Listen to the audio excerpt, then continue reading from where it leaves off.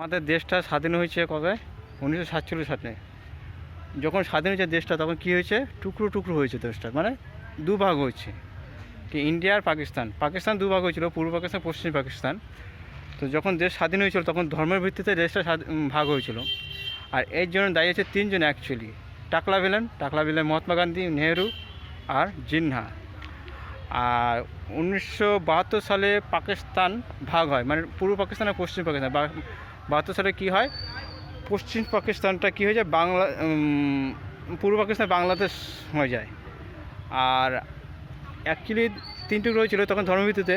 আর ওরা মুসলিম কান্ট্রি হিসেবে মানে মার্কেটে স্পেশালাইজ করে। কিন্তু আমাদের ভারতবর্ষে কী হয়? ধর্মনিরপেক্ষ। সেদিনকে যদি হিন্দু ধর্ম রাষ্ট্র গঠন করতো, তা আজকে যে সমস্যা ভারতবর্ষে, সেই সমস্যা হতোই না। তো অ্যাকচুয়ালি এই সমস্যার জন্য দায়ীকে তিনজনা। মেন হচ্ছে মহাত্মা গান্ধী, নেহেরু, জিন্না। তার থেকে বড় কথা, 1947 সালে দেশ স্বাধীন হয়েছে, আজকে 2026 সাল। কী লাভ হয়েছে দেশ স্বাধীন হয়ে? গরিবই বড়লোকই হয়ে যাচ্ছে। আর তার থেকে বড়, তখন ইংরেজরা লুট করতো, এখন লুট করে কারা? রাজনীতির নেতাগুলো আর বড় বড় ব্যবসাদারগুলো।